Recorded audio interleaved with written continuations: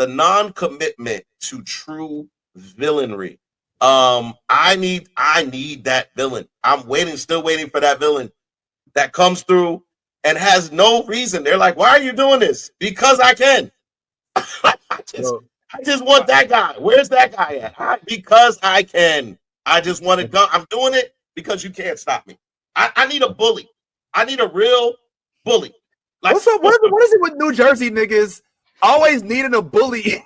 why does everybody have to be a fucking bully? Like, why can't just be a guy who's nice who happens to have a void that he kills people with? You know, and, I feel not so much with Sentry, but I do feel like they do try to alphabetize a lot of their villains, like make them all alphabet. Yeah, like they try to make them all like them all like Wicked, like the Wicked Witch isn't actually evil, like or like Thanos isn't actually, he really wants to save the world, or save the universe, but it's marred in such and such. Like that really, all of that started because of Wicked and Elphaba, like the musical. Oh, Michael, come on, we can't let you do that, brother. It did not start because of Wicked. Okay, let's keep it real. Like this, I don't mean the Wicked movie. I mean when Wicked, the book, when it first came out and it became popular. Which was when? And like when did Wicked come out? In like the 90s? Okay, because I remember a character by the name of Anakin Skywalker who was casted to us as a villain for 3 straight movies, and then we got 3 more movies where we learned that maybe he wasn't so bad. So I mean, the concept of villains not necessarily always being what they were portrayed as originally isn't an original concept. But I do want to say, first of all, Ty, if you think we're gonna let you get away with talk about Superman 4 and the fact that Sun Man took his girl to the moon. he flew his girl to the moon where there's no gravity, no oxygen, no like air conditioning, and he just flew into the moon. And him and Superman were fighting on the moon while the girlfriend was standing there on their side on the moon. I'm gonna let you just bring that up. Like that made the movie fucked up. Like even me as a child, I'm like, wait a minute. Are you gonna fly this lady into outer space, sir? No spacesuit, not even a jacket, a scarf. Can she at least get some pantyhose or some socks? She's on the moon in a pantsuit. Am I the only one who remembers? No, I remember. I never said it was a good movie. I didn't say. What I said was you might not remember Superman 4, but the villain in the movie was Nuclear Man. I do remember the villain. I was like, oh yeah, that is true. Yeah. Look, down to like it's so like if you put them side by side, it is so uncanny. Nuclear Man had blonde hair, deep blonde hair. It is the same exact thing with Sentry. Their colors on their actual costumes are exactly the same color. It is so uncanny. It is very. You're like, come on, man. So I get it, and I just wanted to address something in the comment section because our comment section is maybe Sentry was inspired by Nuclear Man. He probably was. I wouldn't doubt it. I don't know, but because I mean, Sentry, he was created like 2000, so it would make a lot of sense because Marvel. We know how Come on, Wonder Man, Wonder Woman. I mean, come on, let's not go down the whole Captain Marvel. Let's not go down that rabbit hole. All right, and how originally Captain Marvel was a DC, which makes no sense. And I know it wasn't with DC; it was with another. Anyway, go ahead, man. Go ahead. Continue. All right. So this is the comment that I wanted to address by Fernando. You said Thanos and Killmonger are the only real villains in the MCU, and I would 100%. I would 100% disagree with that, and this is why I have such a problem with Marvel. Remember, Thanos' whole reasoning for collecting the stone was so that he could basically kill off a percentage of the world so that things could be better in his eyes. Yep. And the same thing with Killmonger. Killmonger's whole thing was he didn't like how black people in America was being treated. Yep. There's these reasons that you can kind of feel. You can feel with somebody. You can be like, well, I don't know, is he really mad? I don't want that. What I want is a clear, uncut villain. You know who we can all agree was a real villain, and there was no room for, and I'll say this 100%, my number one villain of all time is who, Yaz? Ultron! Fucking Ultron! Just saying. No, that wasn't. My all-time villain. I've said this before, so I figured you remember. But Joffrey from Game of Thrones. Is an all-time villain. This motherfucker wasn't shit, and we all hated him. There was not one person that was out here like, Joffrey's not such a bad guy. No, we all hated him. When Joffrey died, we rejoiced. We celebrated. We shot fireworks. We were outside like we had been outside all year. We were like, yo, that comes. Yo, we was ready. We was all. So I need some of that Joffrey energy in the MCU. I need a villain that we can all agree we hate him. And there's nothing about him that we like. We hate him. And I need that. I need Marvel to stop thinking everything is a goddamn joke, because shit ain't funny. Shit ain't funny no more. I need a villain, a real villain that's out here killing unconditionally, unremorsefully. He's just out here just killing babies, ladies, anybody who get in their way. Look, there was a moment when that little girl was about to get crushed, and I was excited. I know.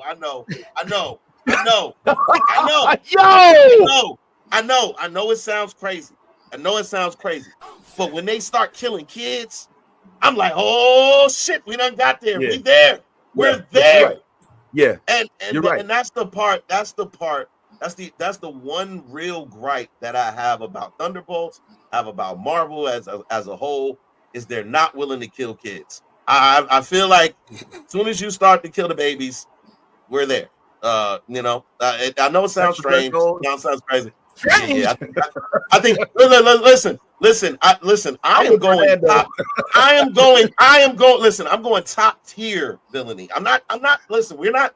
When you go top tier villainy, Joffrey never cared who he killed. He didn't care. Anybody could get it. And that's when you're at top tier villainy, when there is no differential between a child, a woman, or a man. You're killing everything that opposes you, period.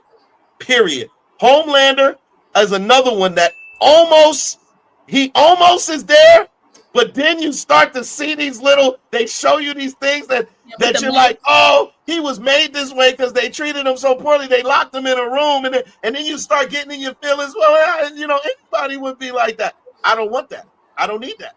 I need you to hate this person to the core of your being, so that when he or she meets their demise, there is no wavering. You're like, oh, I'm so happy they killed him. Yes. But also to be fair to that point though, which I feel you, like the Joffrey and all that other stuff, like I want that too. But also like part of me kind of gets why they don't do that, because audiences are stupid. To put it blunt. So like bringing up two examples, like you bring up Joffrey and then somebody else brought up Homelander. Look at the reaction that people give to those two characters. There's a reason that the actor that plays Joffrey, part of the reason he quit acting is because of his portrayal of Joffrey, he was getting like death threats and people saying stuff about he's a fucking actor. Like Joffrey isn't real. It's a character. Or you look at people like celebrating Homelander and saying Homelander is a hero and all this other stuff. Or even like you watch You on Netflix. Part of the reason Penn Badgley didn't want to do the show anymore because people were rooting for his character, and it's like, no, this guy is a fucking villain. Yeah. Right. Or we're going to talk about The Last of Us later on. Like whenever spoilers for that, just because I'm gonna bring this part up, but we are going to talk about it. But like when the video game came out and Abby killed Joel, the voice actors were getting death threats. So like when you get people that portray like these villains or good cat, a lot of times like people are stupid. So like, in some ways, these movie companies like tend to hold the audience's hand because for whatever reason, critical thinking skills are in the fucking toilet. Like when I review movies and talk about things all the time and concepts and all that other stuff, like how many people, like I'll mention something, I can't think of an example, but I'll mention something. People are like, well, actually, that's not what I fucking said. Like if you actually listen to what I said, you would actually know what I'm actually talking. Or pick up a book. Like if I bring up Sinners and talk about the connection of blue. Oh, actually, perfect example. I was talking about Sinners, and I mentioned how the character of Remick, I thought it was perfectly sound that Ryan Coogler cast Remick as an Irishman. And when you think about the Irish people and Black people, we had a lot of camaraderie. Like the term mulatto came about because Black people and Irish people were intermingling and having sex and creating partnerships and relationships a lot. And so the child of a Black person and an Irish person was called a mulatto. But then when Irish people started to delve into whiteness, they started to when they became white, because originally they weren't white. They were called white niggers or Negroes turned inside out. But so I mentioned that in my review, and somebody's like, how dare you say Irish people were never white? Irish people were always white. No, the fuck they weren't. Whiteness is a concept, and Irish, Hungarian, Polish, all of that stuff, they weren't accepted. Italian. Like, so like people are just dumb. Like a book would easily tell you that. So like, I feel you in terms of like wanting to get an actual villain, but like sometimes when you do get that, audiences react in a way that's like, come on, like grow the fuck I got the solution for that. The solution, not real. The solution for that, black gay, the solution for that is Michael. You make them digital.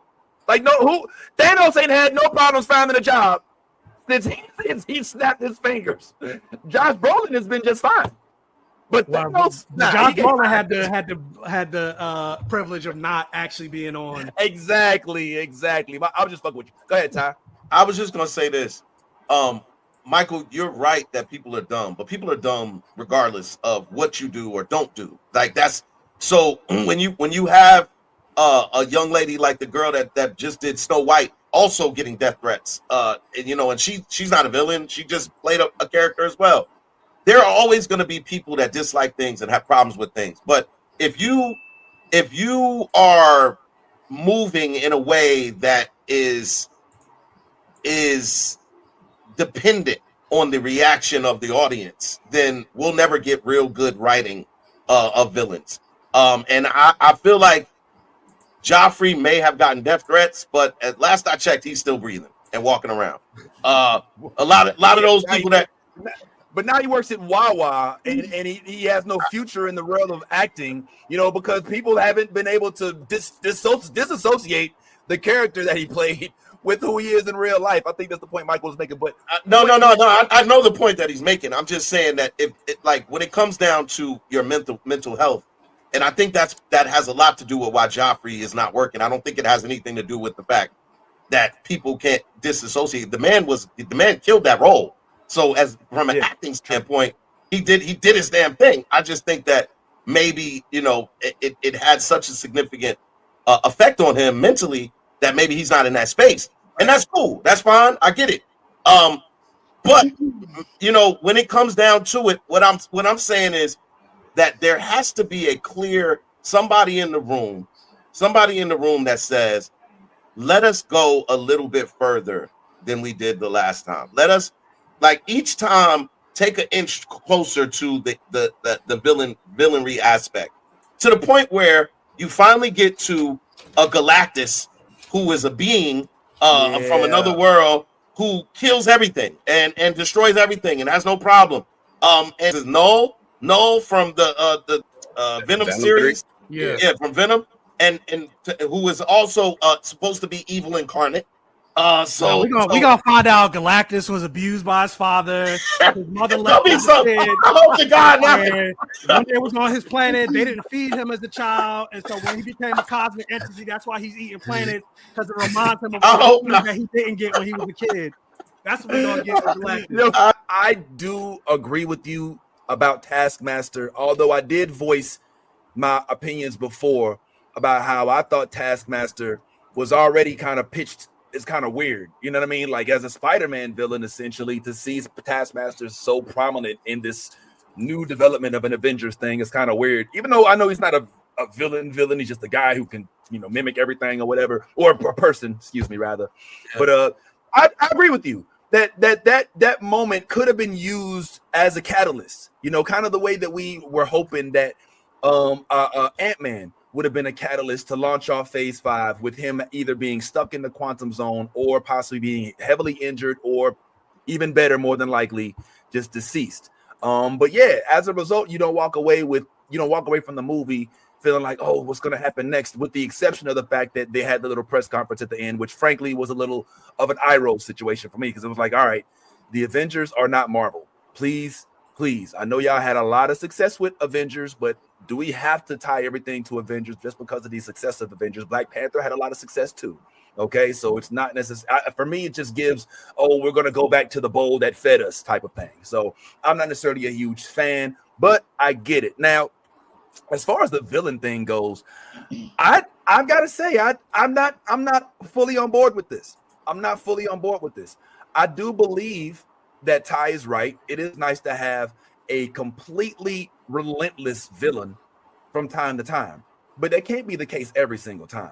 You can't have every villain is just a world dominant, just completely hell bent on killing every baby. Everybody's not King Herod. You know what I'm saying? Like you just gotta kind of.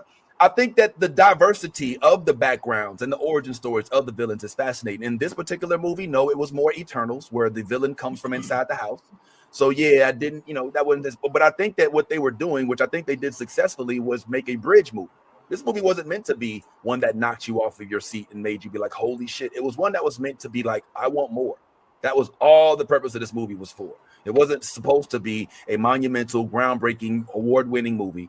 It was a movie that was supposed to revive the life and the appetite of those that do enjoy these type of Marvel movies, because they hit every cue, right?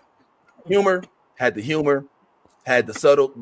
subtle jabs every now and then. You got your action sequences, you got your twists, right?